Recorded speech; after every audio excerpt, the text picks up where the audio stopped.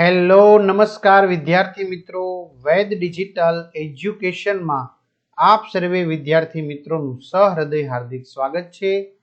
આજે આપણે ધોરણ 4 વિષય પર્યાવરણ આસપાસ વાર્ષિક પરીક્ષા 2026નું 40 ગુણનું પેપર છે જોવાના છીએ।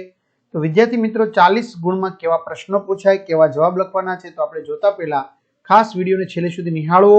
ચેનલમાં ન હોય ચેનલ સબસ્ક્રાઇબ કરી બાજુમાં બેલ આઇકન પ્રેસ કરો, વિડીયો લાઈક કરો, તમારા મિત્રો દોસ્તોને શેર કરો જેથી કરીને એમને પણ લાભ મળી શકે। પ્રશ્ન 1, આપેલા વિકલ્પોમાંથી યોગ્ય વિકલ્પ પસંદ કરી લખો। એમાં પહેલું, નીચેનામાંથી કયો મસાલો ચામાં નાખવામાં આવે છે? આદુ। નીચેનામાંથી કયો મસાલો મુખવાસમાં વપરાતો નથી? મરી।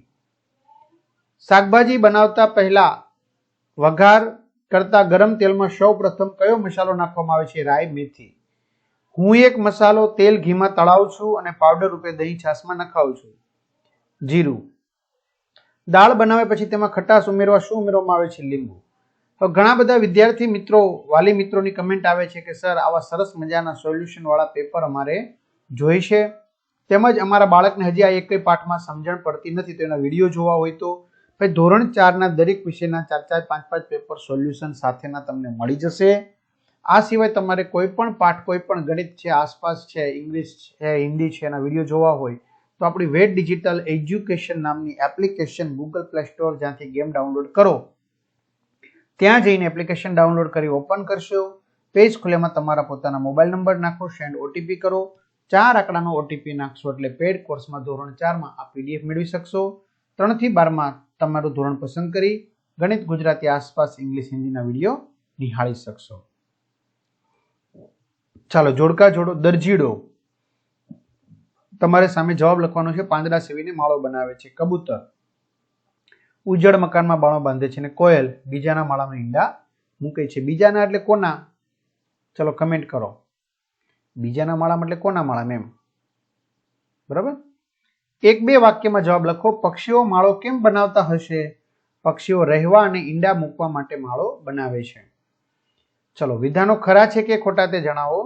સારવાર માટે પોલીસ સ્ટેશન પર જવું જોઈએ, ખોટું।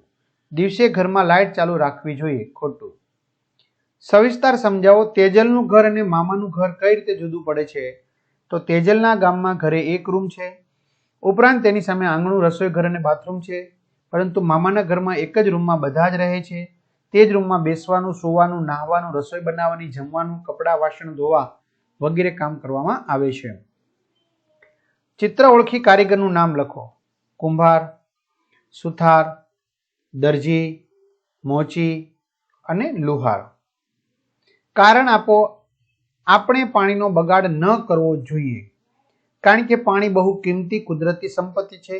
વસ્તી વધારો, વરસાદની અનિયમિતતા, ઉદ્યોગો વધવાને લીધે પાણીની અછત વર્તાય છે। આવા સંજોગોમાં આ સંપત્તિ ગમે તેમ વેડફાય નહીં। સમગ્ર સજીવ સૃષ્ટિ પાણી પર નિર્ભર છે। પાણી વિના આપણે જીવી શકીએ નહીં। આથી આપણું જીવન ટકાવી રાખવું હોય તો પાણીનો બગાડ ન કરવો જોઈએ। ચિત્રના આધારે 3 વાક્યો લખો। આ ચિત્ર ખેતરમાં બીજની વાવણી કરતા ખેડૂતનું છે। તે ખેતરમાં બળદ વડે હળ ચલાવી ચાસ તૈયાર કરી બીજની વાવણી કરે છે। બળદ હળ ખેંચવામાં ઉપયોગી છે।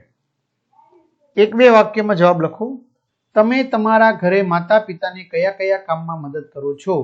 તો અમે અમારા ઘરે મમ્મીને રસોઈ બનાવવા, કપડાને ગળી કરવા માટે, ઘર સાફ સફાઈમાં, બજારમાંથી વસ્તુ લઈ આવવા માટે, પિતાની ઓફિસની નોટ લખવામાં, હિસાબમાં મદદ કરું છું। કાચા ખાઈ શકાય તેવા 4 શાકભાજીના નામ: ટામેટા, કાકડી, ગાજર, કોબીજ, મૂળા, ડુંગળી। ચોમાસામાં થતા ફળોના નામ: જાંબુ, ખારેક, સીતાફળ, લીંબુ। ખાલી જગ્યા પૂરો। ગુજરાતનો ઊંચામાં ઊંચો પર્વત ગિરનાર। અમદાવાદ કાપડ ઉદ્યોગ માટે જાણીતું છે। ગુજરાતનો સૌથી નાનો જિલ્લો ડાંગ। સુરત તાપી નદી કિનારે આવેલું છે। તફાવત આપો ગંદુ પાણી અને ચોખ્ખું પાણી। ગંદુ પાણી: પાણીમાં કચરો, માટી, રોગોના જંતુઓ ભળવાથી ગંદુ પાણી થાય છે। ગંદુ પાણી પીવાથી કોલેરા, ટાઇફોઇડ, મરડો જેવા રોગ થાય છે। ગંદુ પાણી પીવાથી બીમાર પડીએ છીએ। ચોખ્ખું પાણી: પાણીમાં કચરો, માટી, રોગોના જંતુઓ ન ભળે તો ચોખ્ખું પાણી રહે છે। ચોખ્ખું પાણી પીવાથી રોગ થતો નથી। ચોખ્ખું પાણી પીવાથી બીમાર પડતા નથી। ટૂંકનો લખો પાણીના ઉપયોગો। તો પાણીનો પીવા માટે, ઘર વપરાશમાં, કપડાં ધોવા માટે, સાફ સફાઈ માટે, સ્નાન કરવા માટે, જાજરૂ જવા માટે, રસોઈ બનાવવા માટે ઉપયોગી છે। ખેતીવાડીમાં સિંચાઈ માટે ઉપયોગી છે અને ઉદ્યોગોમાં પાણીનો ઉપયોગ થાય છે.